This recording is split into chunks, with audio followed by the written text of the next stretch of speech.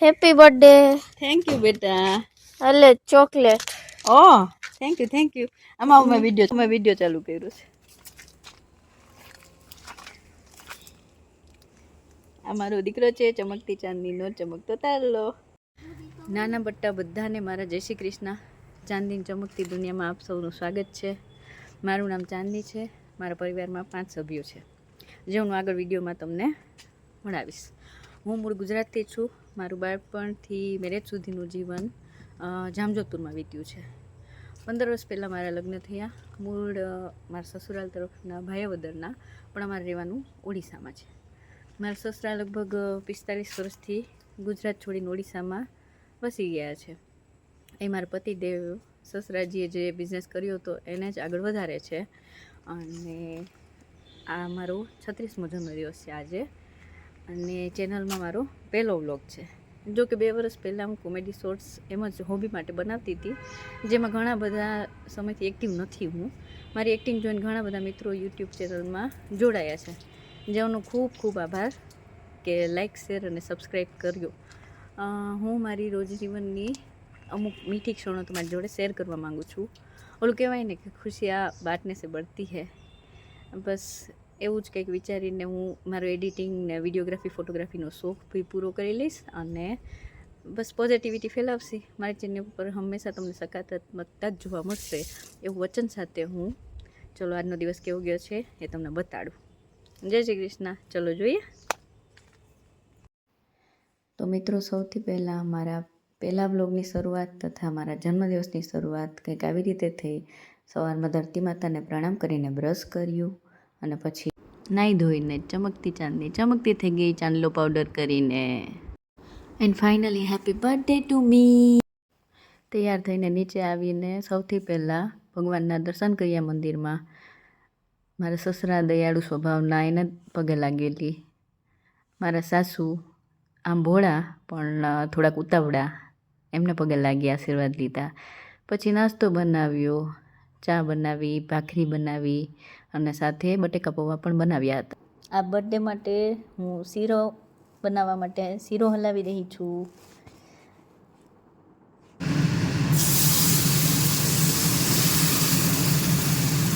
શીરા કેક કેવી દેખાય છે? ફાઇનલી આ મારા પતિદેવ. જય શ્રી કૃષ્ણ કહી દો. જય શ્રી કૃષ્ણ. મસ્ત પિકનિક કરે છે.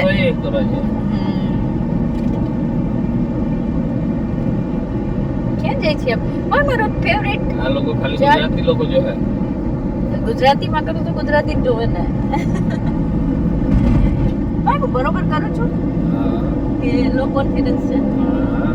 તો ધીરે ધીરે આવડે ને. હા એ જ ને. તો પહેલા દિવસ પ્રમાણે ઠીક છે તો બરાબર. ફેવરેટ ઓલી ચાટ તો ખવડાવ. તારે ખાવી છે? માઈક તમે ખાઓ. ના તો પણ તું સીધ ખવડાવ. આ છે મારી ફેવરિટ ચાટ. એમાં મારા પતિ દેવી ખાય છે. જોયા ચંદ્ર ઉદય થાય છે, સૂર્યાસ્ત થયો છે. આ ચાવલ વડા એ ઓડિશાનું ફેમસ સ્ટ્રીટ ફૂડ એટલે ચાવલ વડા. એમાં જબરી ને આમ કરી ને આમ હા ભૂખ પડી. सो कैसे हो आप लोग? आज हम निकले हैं साइपला डैम की टूर पे और आज मेरे मम्मी का बर्थडे है. पापा के साथ. थैंक यू बेटा. पापा के साथ गए थे. पापा को दुकान पे उतार के हम माँ बेटा दोनों घर जा रहे हैं. है ना बेटा? हमारी राम प्यारी यानी कि इको में. रेत को हिंदी अच्छे से मजा आता है और મને ગુજરાતી. તો અમે લોકો હવે આના પપ્પાને દુકાને ઉતારી અને પછી જઈએ છીએ ઘરે. મમ્મા ડ્રાઇવિંગ કેવું કરે હવે? પહેલા તો ગોથા ખાઈ જતા, અત્યારે સારું હોય. ચલો ચલો ફાઇનલી શીરો કેક કાપવાનો સમય આવી ગયો છે. Let's go.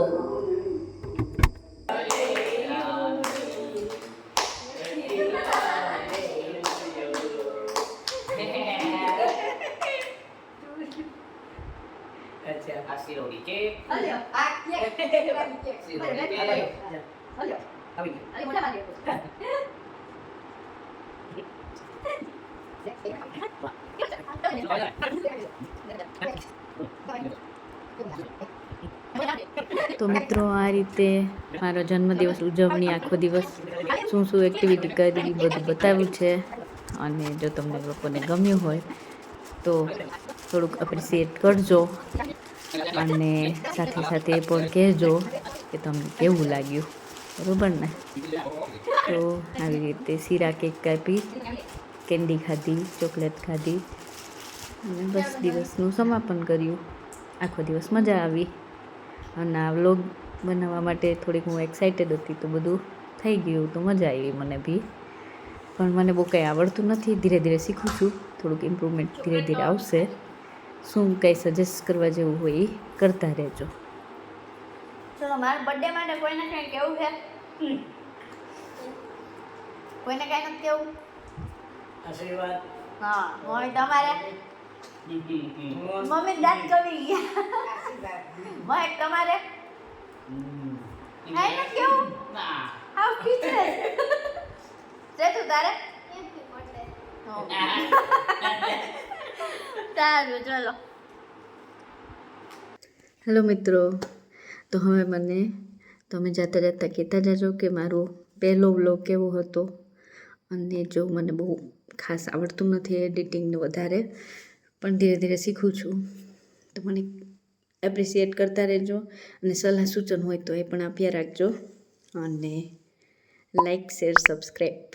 Okay, bye bye, જય શ્રી કૃષ્ણ. આવજો, પાછા મળી આવતા બુધવારે.